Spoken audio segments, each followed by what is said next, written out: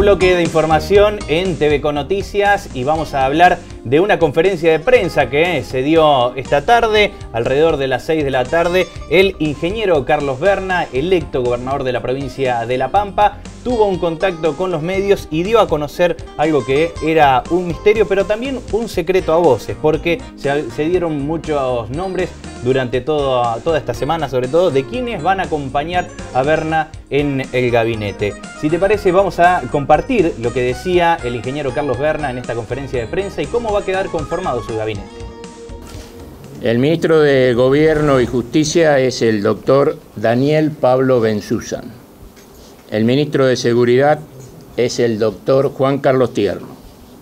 La ministra de Desarrollo Social es Fernanda Estefanía Alonso. El ministro de Salud es Rubén Oscar Ojuez. La ministra de Educación es María Cristina Garelo. El ministro de la Producción es Ricardo Horacio Moralejo.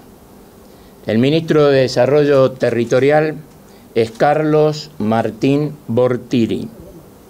El ministro de Hacienda y Finanzas es Ernesto Osvaldo Franco. Y el ministro de Obras y Servicios Públicos es el ingeniero Julio Néstor Bargero. Algunas organizaciones de derechos humanos se mostraron un poco reticentes al nombramiento de Juan Carlos Tierno en seguridad. ¿Cuál es su opinión? Yo respeto todas las opiniones, pero tomo mis propias decisiones. ¿Y qué tiene en cuenta a la hora de tomar esta decisión en particular? Lo que yo creo que es conveniente para La Pampa. Porque además hay voces dispersas.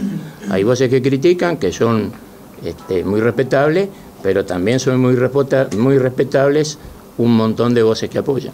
Yo sigo insistiendo que el paradigma de la provincia a cambiar es que haya menos empleo público y más empleo privado. Hace unos días salió una publicación de que en el último semestre se habían creado, no sé si 300 o 600 puestos de empleo privado. Hoy se acaban de crear 2.000 empleos públicos. Los pueblos necesitan cloacas. Un caso concreto es la Dela. La Dela está sobre el río Colorado, derrama, o sea, tiene pozos ciegos, esos pozos ciegos filtran, terminan yendo al río y nosotros nos quejamos que nos contaminan el río Colorado aguas arriba de Pichimahuida, donde nosotros tenemos la toma del acueducto, no podemos nosotros contaminar. Ahora, como infraestructura provincial, creo que la más deteriorada son las rutas. ¿Se puede plantear autovía, por ejemplo? Bueno, Macri ha anunciado un plan de no sé cuántos miles de millones que va a financiar con crédito y que va a convenir con los gobernadores. Ahí plantearemos las necesidades de la provincia. Nosotros solamente vamos a conciliar si Mendoza nos da agua. Si no nos da agua y viene con ofertas de reparaciones, de sumas dinerarias, de otro tipo de soluciones, no vamos a aceptar, vamos a continuar el juicio. El tema que hay para debatir con las nuevas autoridades es el reclamo que nosotros veníamos haciendo por el cobro de los fondos que nos detraen del 15% del ANSES, tema sobre el cual se expidió la Corte Suprema de Justicia, le dio la razón a las provincias de Santa Fe, Córdoba y San Luis, que habían iniciado un pleito, un juicio. Nosotros vamos a dar instrucciones al fiscal de Estado para que inicie una demanda tan pronto como asumamos y vamos a plantear un recurso para que no nos retengan más fondos a partir del 1 de enero o del 2 de enero, siendo que el primero es feriado. A valor histórico, a final de este año va a estar en los 1.600 millones de pesos. La Nación se ha ido apropiando de fondos que le corresponden a las provincias. La prueba está que la ley de coparticipación le daba a las provincias el 54%, ¿era Franco? 54%, y hoy estamos recibiendo el 24%, y cuando uno le suma algunos fondos específicos llegaremos al 28%, pero no llegamos a la garantía de la ley, que era el 34%. O sea que en esto va a haber que rediscutirlo. Lo que pasa es que los sucesivos pactos fiscales, frente a la crisis de la nación, el gobierno optó por los gobiernos provinciales optaron por ayudar aportando fondos.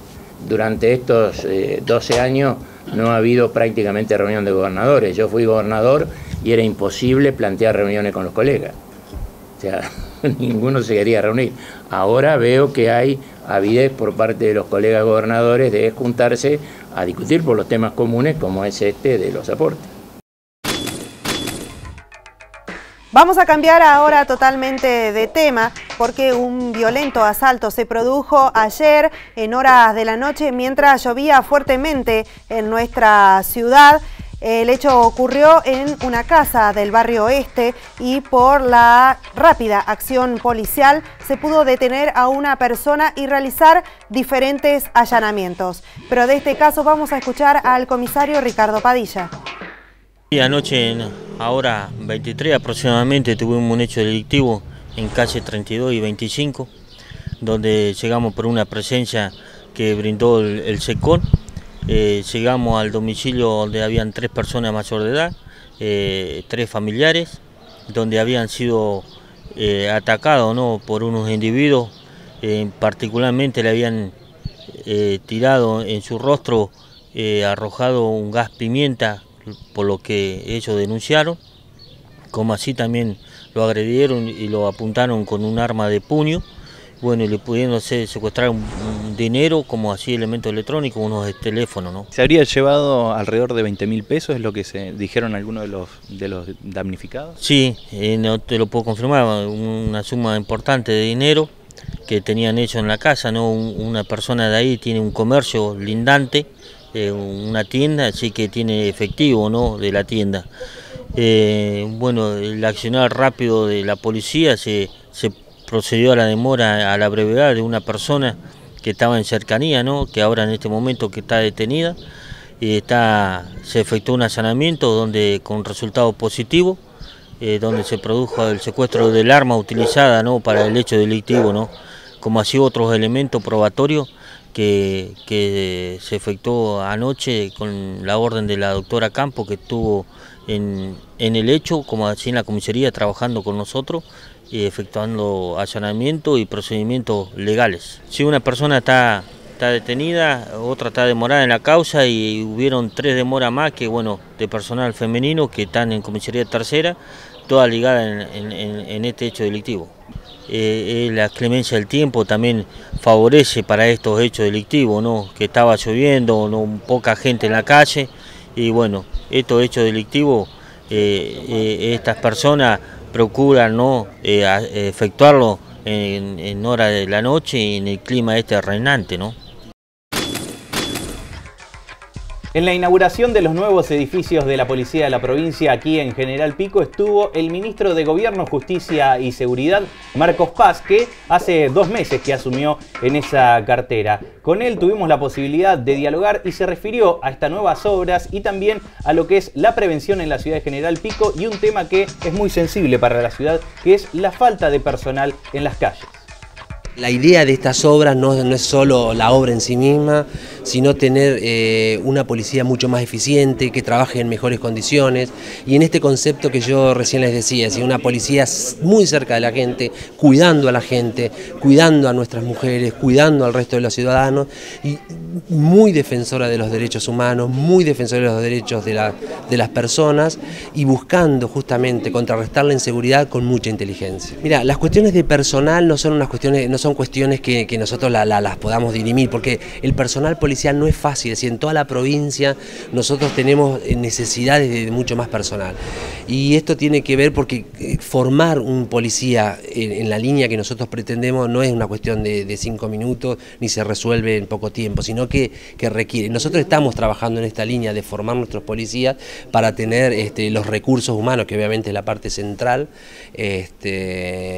mejorados, digamos, y tornarlo un poco más eficiente. Pero bueno, el problema de la inseguridad no es culpa de la policía, o no es culpa de más o menos policía. El problema de la inseguridad está instalado en todo el país. Muchas veces se tiene el concepto, digamos, de que las cuestiones de inseguridad tienen la culpa la policía, porque se trabaja con un concepto que personalmente es erróneo. Es decir, la policía hace una tarea preventiva para que no se cometa el ilícito, y después trabaja cuando se comete el delito, trabaja sobre el delito. Lo que pasa que en esa tarea preventiva, en esa sensación de inseguridad, no es solo la responsabilidad de la policía. Entonces, si vos ves que aumentan los índices de criminalidad, digamos, o los índices de delito, no es porque la policía trabaje menos, porque la responsabilidad en que no se cometan más delitos no es solo de la policía. La responsabilidad de la prevención, la policía tiene una parte del trabajo en la prevención de los delitos. Una pequeñísima parte. Lo que pasa es que la presencia de la policía parece más fuerte porque uno tiene esta digamos, mirada, digamos, de que la inseguridad se contrarresta con autoridad, se contrarresta con fuerza. No, la inseguridad se contrarresta con trabajo, se contrarresta con una alimentación, se contrarresta con otras variables. Se reunió con vecinos autoconvocados en Santa Rosa. ¿Fue invitado el intendente o por qué no participó nadie del municipio? El tema de los autoconvocados, me pidieron hablar conmigo, yo sinceramente no sabía ni quiénes eran, aparentemente participaban de un consejo municipal, con respecto al tema de seguridad, que pertenece acá a la zona de General Pico. Ellos querían hablar sobre cuestiones de seguridad, yo los atendí, me preguntaron el tema de las camionetas, del equipamiento, les conté lo que ya habíamos nosotros negociado directamente o arreglado, combinado con la gente de la municipalidad. Las camionetas estaban asignadas, las motos estaban asignadas, más cámaras estaban asignadas, o sea, las grúas estaban asignadas, o sea que estaba todo definido, simplemente les conté de esa definición nada más. ¿Las cámaras ya están compradas? Sí, nosotros estamos en el proceso licitatorio, tenemos 50 motocicletas y para completar 100 cámaras, acá que creo que tienen 29, la idea es comprar 70 más. Mi idea es antes de irme decirles, acá tienen las cámaras, acá tienen las motos les vamos a dar 4 a Pico. Llegamos así a una nueva pausa en TVco Noticias. Vamos a conocer las informaciones breves del ámbito internacional y luego ya estaremos con el último bloque de información.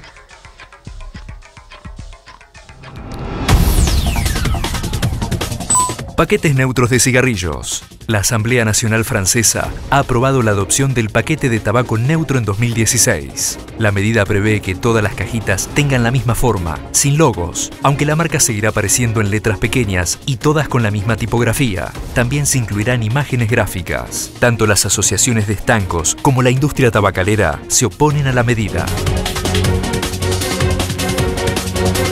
Asesinan a opositor en Venezuela. Luis Manuel Díaz, líder opositor del Partido Acción Democrática, murió baleado en un acto de campaña que se realizaba rumbo a las elecciones parlamentarias de Venezuela del próximo 6 de diciembre. Según testigos, los disparos provenían de un auto en movimiento que pasó por el lugar del acto. Desde las autoridades del partido opositor, denunciaron a bandas armadas del Partido Socialista Unidos de Venezuela, el movimiento del presidente Maduro. Papa Francisco en África. El Papa Francisco dejó fuertes mensajes en su primer día del viaje que lo lleva por 3 países africanos. En la recepción que le ofreció el presidente de Kenia, el sumo pontífice expresó que la experiencia demuestra que la violencia, los conflictos y el terrorismo que se alimentan del miedo, la desconfianza y la desesperación nacen de la pobreza y la frustración. Por otra parte, se dirigió a empresarios y políticos presentes. Yo les exhorto a preocuparse verdaderamente por las necesidades de los pobres, las aspiraciones de los jóvenes y una justa distribución de los recursos naturales y humanos.